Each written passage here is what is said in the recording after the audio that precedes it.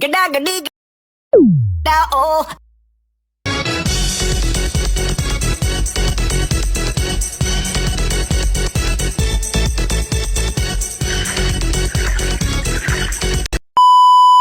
A few moments later. Bombastic side-eye, criminal offensive side-eye.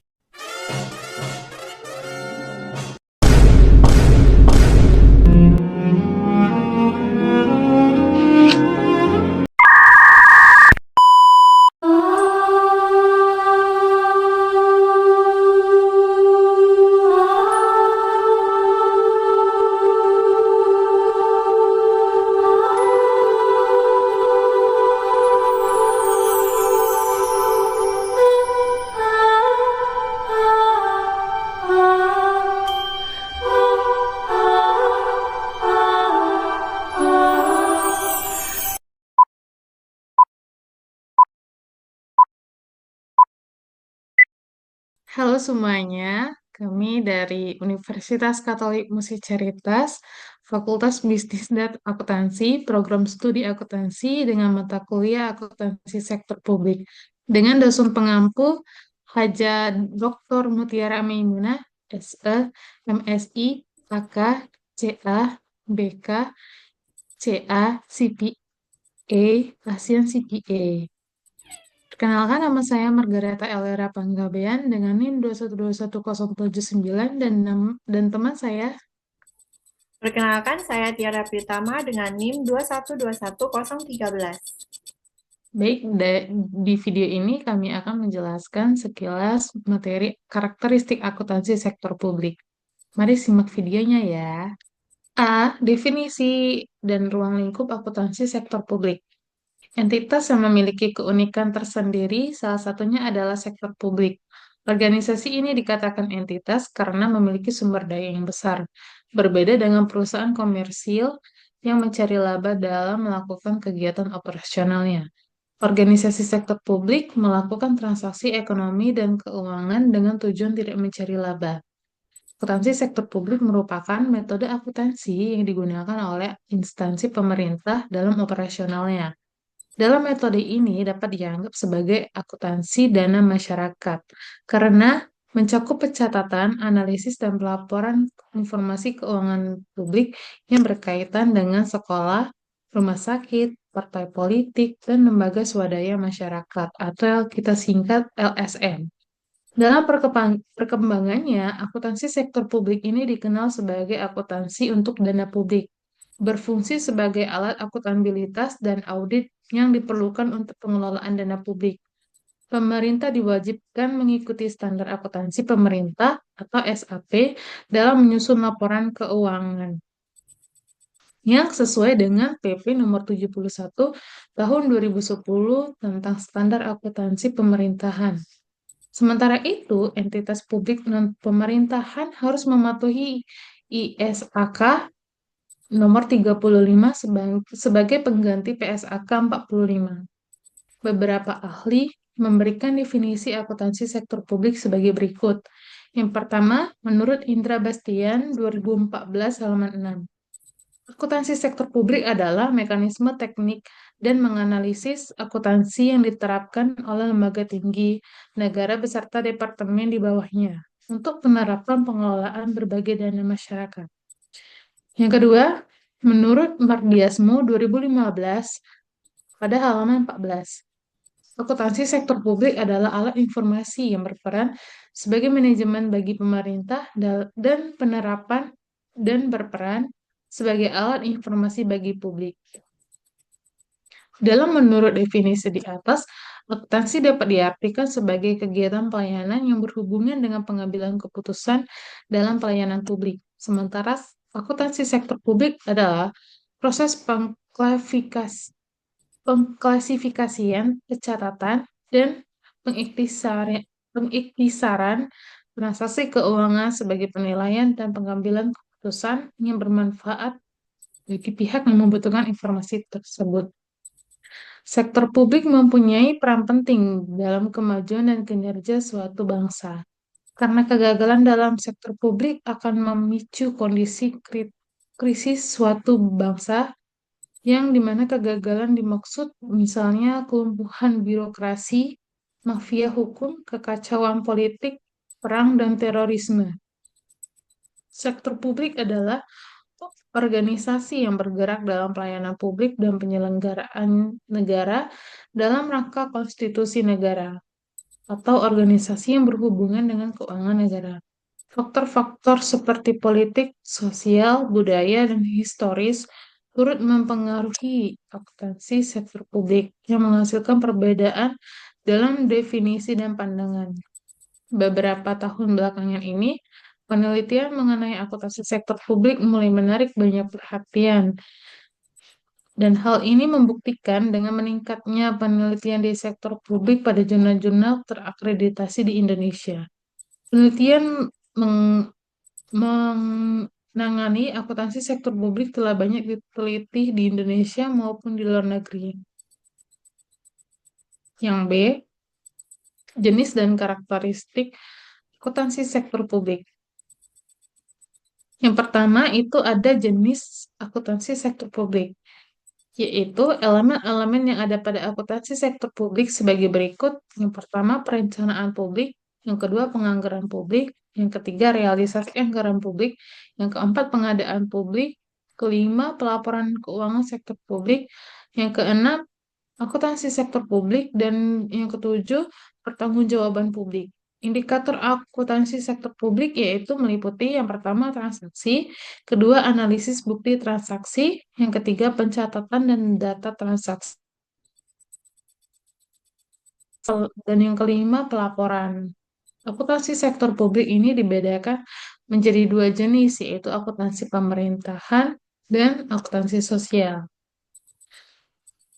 Akuntansi pemerintahan atau akuntansi publik ini adalah suatu data akuntansi yang dimaksudkan untuk memberikan informasi tentang transaksi ekonomi atau keuangan pemerintah yang melaporkan kepada lembaga yudikatif, legislatif, eksekutif, dan masyarakat. Akuntansi pemerintah ini dibedakan menjadi akuntansi pemerintahan pusat dan akuntansi pemerintahan daerah. Dalam hal ini, akuntansi pemerintah daerah ditujukan kepada akuntansi pemerintah provinsi dan akuntansi pemerintah kabupaten atau kota. Dan yang kedua, akuntansi sosial. Berbeda dengan akuntan publik, akuntansi sosial ini merupakan cabang akuntansi khusus untuk organisasi seperti organisasi makro yang melayani perekonomian nasional. Akuntansi sosial berguna dalam mencatat aktivitas ekonomi organisasi non-laba yang mencakup pusat kesehatan, masjid, partai politik, rumah sakit, dan lain-lain. Yang kedua, karakteristik akuntansi sektor publik. Karakteristik serta pelaporan keuangan akuntansi sektor publik dapat dipengaruhi oleh kegiatan operasional organisasi, khususnya dalam pemerintah. Untuk menetapkan tujuan akuntansi dan pelaporannya, ada beberapa hal yang perlu dipertimbangkan, yaitu sebagai berikut. Yang pertama, struktur pemerintahan dan pelayanan yang diberikan. Suatu bentuk umum dari pemerintah dan pemisahan kekuasaan. Desentralisasi adalah pemisahan kekuasaan antara eksekutif, legislatif, dan yudikatif. Sistem ini dimaksud untuk memantau dan menjaga keseimbangan terhadap potensi penyalahgunaan kekuasaan di kalangan pengelolaan pemerintahan. Seperti halnya dalam lingkungan keuangan pemerintah, lembaga eksekutif ini juga menyiapkan anggaran dan menyerahkannya kepada legislatif untuk disetujui. Cabang eksekutif bertanggung jawab atas pengelolaan keuangan legislatif dan rakyatnya. Yang kedua, sistem pemerintahan sendiri. Pada dasarnya terdapat 3 bidang pemerintahan dalam sistem pemerintahan Republik Indonesia, yaitu pemerintahan pusat, pemerintahan provinsi, dan pemerintahan kabupaten atau kota. Pemerintahan yang lebih luas memberikan arahan kepada pemerintahannya yang lebih sempit. Yang ketiga, pengaruh proses politik. Salah satu tujuan utama pemerintah daerah adalah meningkatkan kesejahteraan masyarakat. Berkaitan dengan hal tersebut, pemerintah daerah berupaya mencapai keseimbangan fiskal dengan menjaga kemampuan keuangan daerah dari penerimaan pajak dan sumber lain untuk memenuhi keinginan masyarakat.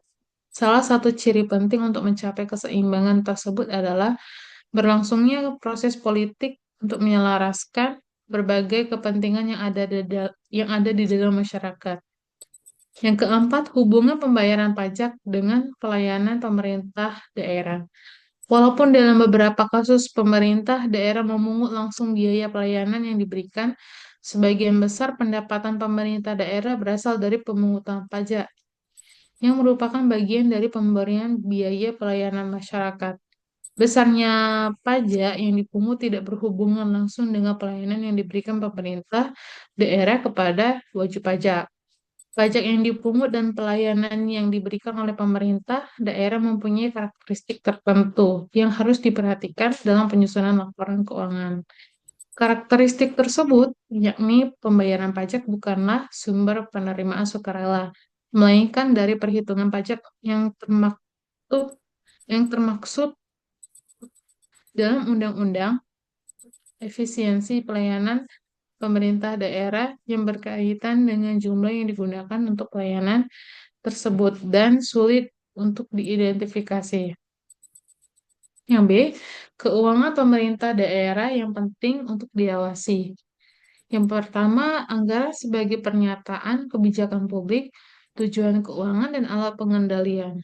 Anggaran pemerintah daerah adalah dokumen formal yang dibuat berdasarkan kesepakatan antara eksekutif dan legislatif. Anggaran pemerintah daerah digunakan sebagai penentu langkah-langkah yang berkaitan dengan ketetapan pengeluaran untuk pelaksanaan kegiatan pemerintah daerah dan harapan pendapatan. Anggaran pemerintah daerah juga digunakan untuk menutupi pengeluaran atau kebutuhan modal yang diperlukan jika diperkirakan menjadi defisit atau surplus. Dengan demikian, anggaran itu menjadi acuan dalam koordinasi aktivitas belanja pemerintah daerah, serta menjadi dasar upaya peningkatan pendapatan dan pendanaan pemerintah daerah selama jangka waktu tertentu. Biasanya sih dalam 1 tahun.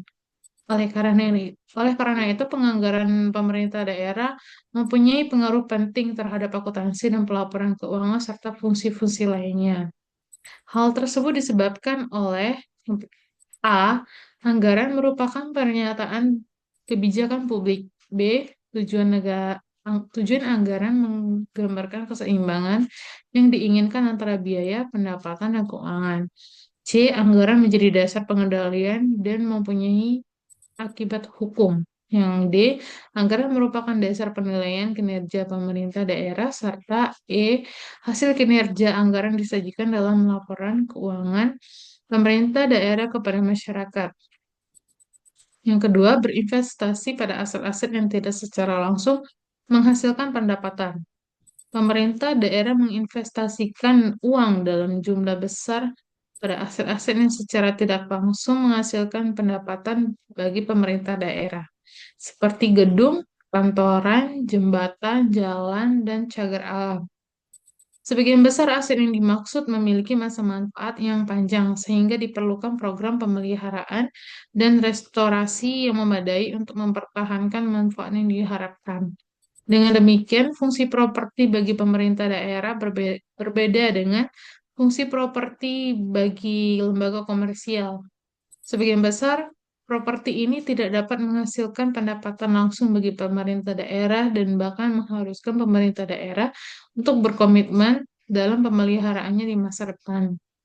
Yang ketiga, kemungkinan penggunaan akuntansi dana untuk tujuan pengendalian akuntansi dana adalah suatu sistem akuntansi dan pelaporan keuangan yang umum diterapkan di lingkungan pemerintah daerah. Akuntansi dana ini memisahkan kelompok berdasarkan tujuannya sehingga setiap kelompok merupakan suatu unit akuntansi yang mampu mewakili keseimbangan antara pengeluaran dan pendapatan atau transfer yang diterima. Akuntansi dana diterapkan dengan tujuan pengendalian kelompok dana individu selain kelompok dana umum. Hal ini harus diingat ketika menyiapkan laporan keuangan pemerintah daerah. Organisasi sektor publik bergerak dalam lingkungan yang sangat kompleks dan turbulens. Menurut Mardiasmo 2002, komponen lingkungan yang mempengaruhi organisasi sektor publik meliputi faktor ekonomi, politik, kultur, dan demografi. Yang pertama, faktor ekonomi.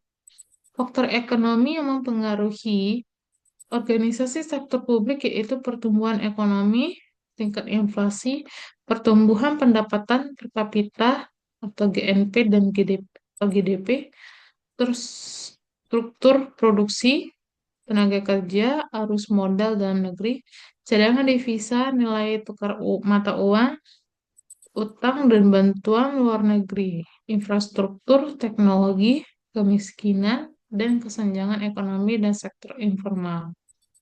Yang B, faktor politik. Faktor politik yang mempengaruhi sektor publik yaitu hubungan negara dengan masyarakat, legitimasi pemerintah, tipe rezim yang berkuasa, ideologi negara elit, politik dan massa, jaringan internasional dan kelembagaan. Yang C, faktor kultural. Faktor kultural yang mempengaruhi organisasi sektor publik yaitu keragaman, suku ras, agama, bahasa, dan budaya sistem nilai di masyarakat. Historis, sosiologi, masyarakat, karakteristik masyarakat, dan tingkat pendidikan. Yang D, faktor demografi. Faktor demografi yang mempengaruhi organisasi sektor publik yaitu pertumbuhan penduduk, struktur usia penduduk, migrasi, dan tingkat kesehatan. C. Karakteristik organisasi sektor publik. Organisasi sektor publik memiliki karakteristik unik dibanding organisasi sektor privat atau komersial. Dalam konteks pembahasan ini, istilah sektor publik lebih dimaksudkan kepada sektor pemerintahan, meskipun sebagian pendapat menyatakan bahwa sektor publik meliputi juga organisasi non-pemerintahan yang bersifat nirlaba seperti organisasi kemasyarakatan atau LSM, yayasan yatim piatu, yayasan pendidikan, organisasi keagamaan, dan sebagainya. Secara umum, organisasi sektor publik pemerintah memiliki karakteristik antara lain sebagai berikut. A. Tujuan eksistensinya. Organisasi sektor publik memiliki tujuan utama untuk memberikan pelayanan kepada masyarakat yang tidak bersifat mencari keuntungan. Oleh karena itu, laporan laba rugi atau income statement yang sering dijumpai pada sektor komersial perusahaan menjadi tidak relevan bagi organisasi sektor publik. Akan tetapi, yang sering dijumpai pada organisasi pemerintahan adalah laporan realisasi anggaran atau LRA atau laporan operasi atau LO. B. Hak kepemilikan. Hak kepemilikan pada organisasi sektor publik bersifat kolektif yang tidak dapat dibuktikan dengan menunjukkan bukti kepemilikan seperti saham.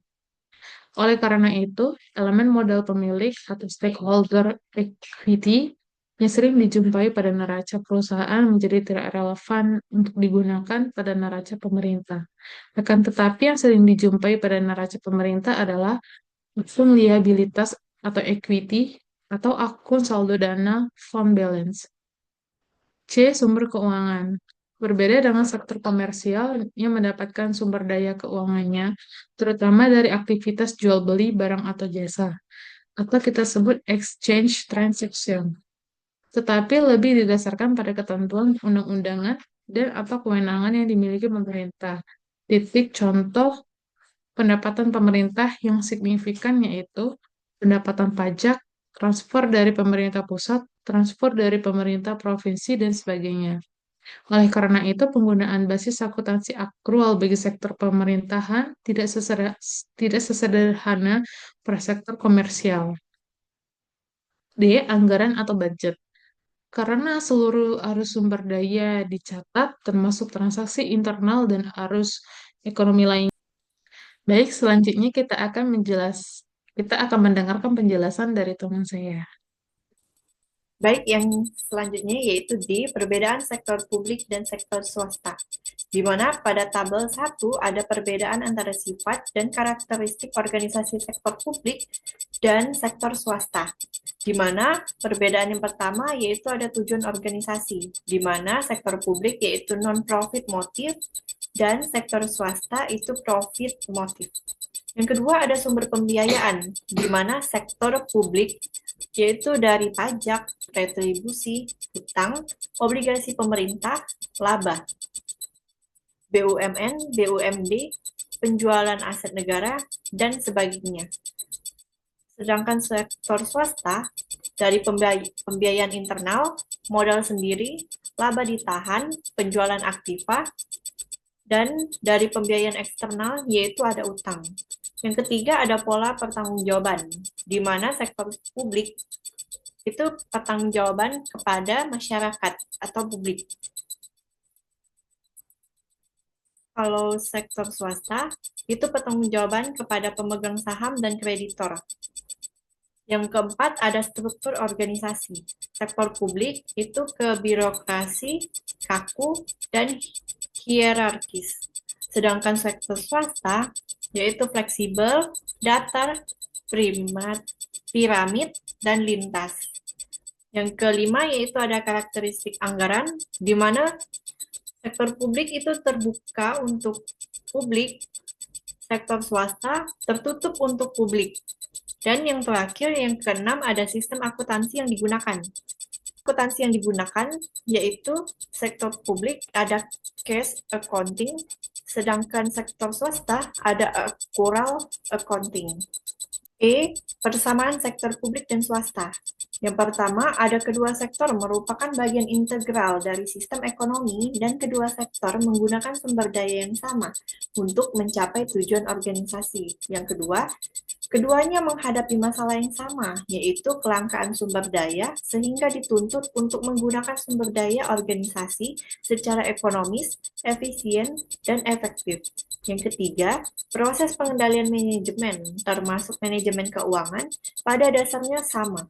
Yang keempat, pada beberapa hal, kedua sektor menghasilkan produk yang sama. Yang kelima, kedua sektor terikat pada peraturan perundangan dan ketentuan hukum lain yang diisyaratkan. Tujuan akuntansi sektor publik. Pada American Accounting Association 1970, dalam Mardi Asmo 2002, tujuan akuntansi sektor publik adalah: pertama, memberi informasi yang diperlukan untuk mengelola secara tepat, efisiensi, dan ekonomis atas operasi dan alokasi sumber daya yang dipercayakan kepada organisasi tujuan ini terkait dengan pengendalian manajemen. Yang kedua, memberi informasi bagi manajer untuk melaksanakan tanggung jawab mengelola secara tepat dan efektif program dan pengguna sumber daya yang menjadi wewenangnya, dan memungkinkan bagi pegawai pemerintah untuk melaporkan kepada publik atas operasi pemerintah dan pengguna dana publik. Tujuan ini terkait dengan akuntabilitas.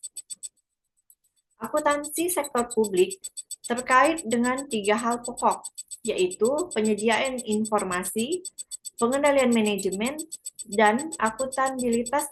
Tujuan akuntansi sektor publik dengan memberikan informasi yang berguna untuk pengendalian manajemen dan pertanggungjawaban. Perkembangan akuntansi sektor publik. Berbagai kritik mengenai peran organisasi sektor publik dalam pembangunan telah mengalami perubahan yang dramatis. Untuk memperbaiki kinerja sektor publik, perlu diadopsi beberapa praktis dan teknik manajemen yang ditetapkan di sektor swasta ke sektor publik, seperti pengadopsian mekanisme pasar, kompetensi terendap, dan privatisasi perusahaan-perusahaan publik. Di mana pada tahun 1950-an dan 1960-an, sektor publik memainkan peran utama sebagai pembuat dan pelaksanaan strategi pembangunan. Istilah sektor publik mulai dipakai pertama kali pada tahun 1952. Waktu itu, sektor publik sering dikaitkan sebagai bagian dari manajemen ekonomi makro yang terkait dengan pembangunan. dan lembaga pelaksanaan pembangunan. Pada tahun 1970-an, adanya kritikan dan serangan dari pendukung teori pembangunan radikal menunjukkan kesan ingin mempertanyakan kembali peran sektor publik di dalam negeri pembangunan. Baru pada tahun 1980-an, baik formasi sektor publik dilakukan di negara-negara industri maju sebagai jawaban atas berbagai kritikan yang ada. Sebagai perubahan dilakukan misalnya dengan mengadopsi pendekatan New Public Management dan Reinventing Government di banyak negara, terutama negara Anglo-Saxon.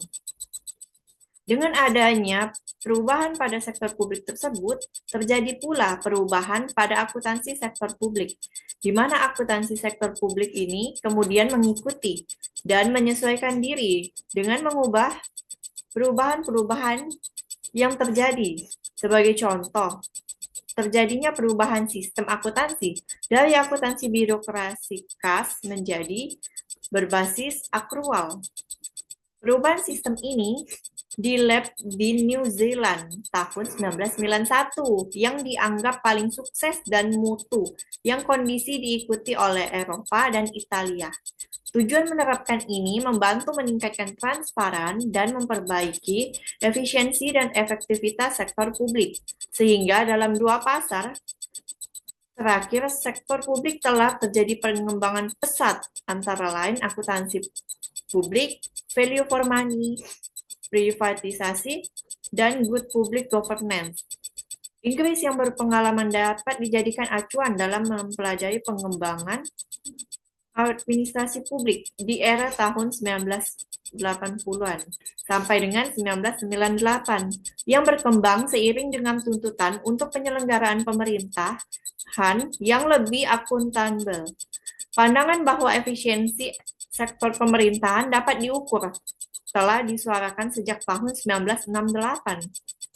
Sebagai contoh, laporan Fulton merekomendasikan untuk menetapkan nilai unit yang bertanggung jawab dalam organisasi pemerintahan, yaitu jika outputnya dapat diukur dibandingkan dengan biaya atau kriteria yang lain, dan jika para pelaksana secara individu dapat dimintai pertanggungjawaban atas kinerjanya. Tanpa mengingkari kesulitan dalam penerapan pengukuran kinerja ini, konsep ini terus menggelinding dengan cepat karena beberapa alasan, yakni faktor kecurigaan adanya inefisiensi birokrasi, semakin terbatasnya sumber daya, perkembangan teknologi, dan kegagalan reformasi institusional di tahun 1970-an. Selain itu, pemerintah Amerika Serikat juga melakukan beberapa upaya dalam mendorong tercapainya administrasi publik yang lebih baik seperti yang dialami oleh pemikiran Gabler dan Teddy 1992 dalam bukunya yang disebut dengan Reinventing Government.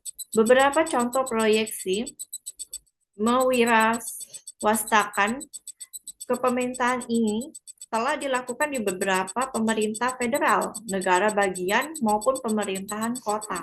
Sebagai contoh, selama ini pemerintah Amerika mempunyai monopoli dalam memproduksi senjata dengan alasan bahwa sangat riskan bagi pihak swasta untuk melakukan hal yang cukup vital ini. Namun, dalam kenyataannya, tidak seorang pun warga Amerika Serikat membiarkan pemerintahannya memproduksi senjata. Akuntansi sektor publik dan good governance. Pengertian governance dapat diartikan sebagai cara mengelola urusan-urusan publik. World Bank memberikan definisi governance sebagai the ways that power is used in managing economy and social resource for development of society. Sementara itu, United Nations Development Program (UNDP) mendefinisikan governance sebagai the exercise of political, economic, and administrative authority to manage a nation's affairs at all levels.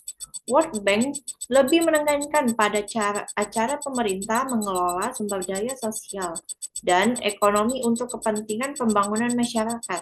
Sedangkan UNDP lebih menekankan pada aspek politik, ekonomi, dan administratif dalam pengelolaan negara. Jika mengacu pada program World Bank dan UNDP, orientasi pembangunan sektor publik adalah untuk menciptakan good governance. Pengertian good governance sering diartikan sebagai pemerintahan yang baik. Sementara itu, World Bank mendefinisikan governance sebagai suatu penyelenggaraan manajemen pembangunan yang solid dan bertanggung jawab, yang sejalan dengan prinsip demokrasi dan pasar yang efisien. Penghindaran salah satu alokasi dana investasi dan pencegahan korupsi, baik secara publik maupun administratif, menjalankan disiplin anggaran serta penciptaan legal dan political framework bagi tumbuhnya aktivitas usaha. Akuntabilitas publik. Akuntabilitas publik adalah kewajiban pemegang amanah atau agen untuk memberikan pertanggungjawaban, penyajian, melaporkan dan mengungkapkan segala aktivitas dan kegiatan pemberi amanah atau prinsipal yang memiliki hak dan kewajiban untuk meminta pertanggungjawaban tersebut.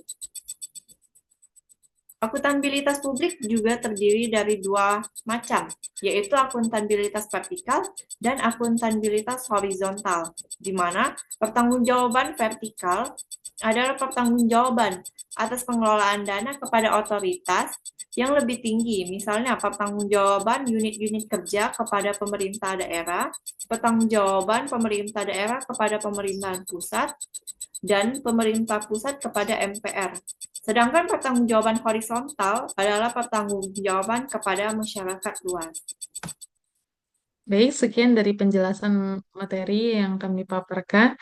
Terima kasih bagi kalian yang telah menonton video kami dari awal hingga akhir. Dan kami mohon maaf apabila kami ada salah pengucapan kata. Terima kasih. See you next time. Bye. Ya. Oke teman-teman, terima kasih sudah menonton videonya.